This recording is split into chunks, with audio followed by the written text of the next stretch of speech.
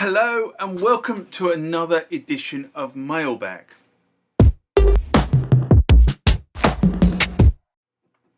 What is Mailbag? Well, Mailbag is a feature of the channel where you guys leave lots of comments on the channel and I attempt to answer those comments, or if I can't answer those comments, I throw it out to you guys who have more knowledge on some of this stuff than I do. So let's get into the first mailbag of this session. Remember, like, comment, subscribe to the channel. Go over to Instagram and follow me there. Go over to Facebook, follow me there. That's where the normal notices are. And consider becoming a Patreon.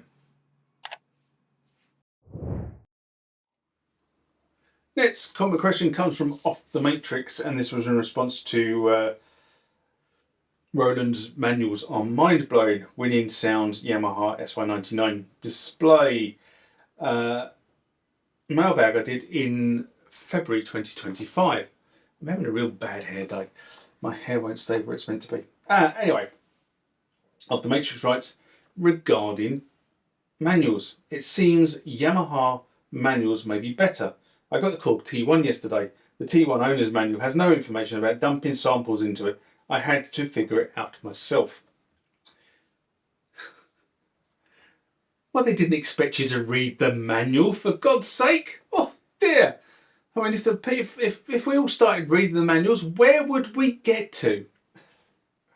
But it's just another example of how manuals relating to keyboards created and sold in a certain era. In fact, actually, to be honest, some of the manuals that come with some of the more modern day stuff are equally as equal gobbledygook.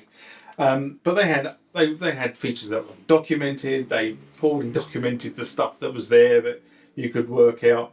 And to be honest, unless somebody really showed you, which is kind of where YouTube comes into its own, or you were savvy enough to sit there putting your hair out through trial and error,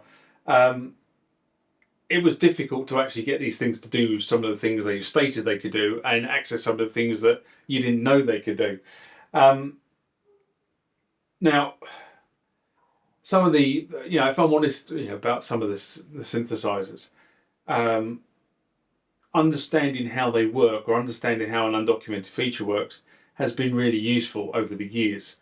But, if you go back to the manual, it just gives you absolutely zero. And the bottom line is nobody's going to go back and rewrite the manuals this many years down the line.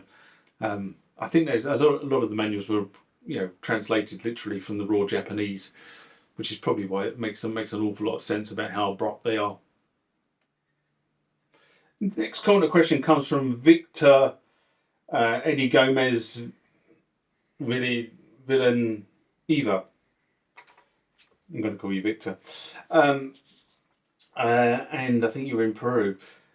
So this was in response to reviving the Yamaha SY99 Assessment Restoration Part 1 video that went live in November 2023.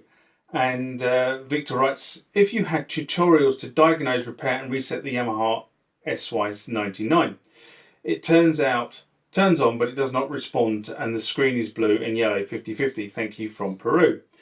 Well, I actually, funny enough, I get quite a lot of viewers in South America. I'm quite surprised. There is obviously a burgeoning or very well-defined second-hand synth market down in the South Americas, because I get people from Venezuela, Brazil, Peru, Colombia. A lot of people in Colombia. But yeah, so a lot of people obviously watching this video in English, translating into Spanish or Portuguese, depending on which country you're in. Anyway, what I would start, diagnosing a problem with a synth, can be really time consuming, and it's kind of can be really stepping through things.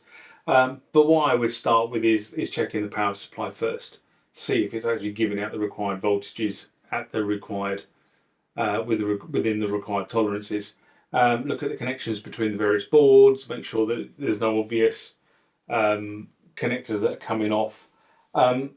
This type of fault where the synth doesn't come to life can be obvious.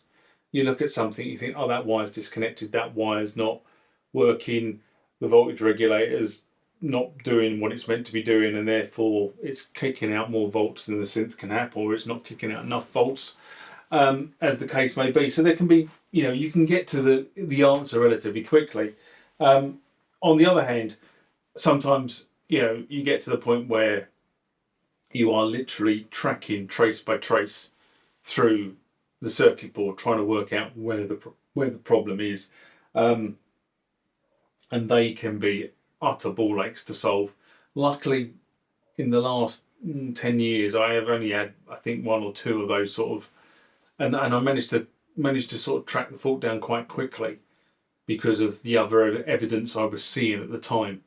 So, but there are guys out there that just do this for a living, and it's kind of bread and butter to them, but not necessarily for me. I'd rather play them than repair them, but I end up at the moment spending a lot of time repairing them.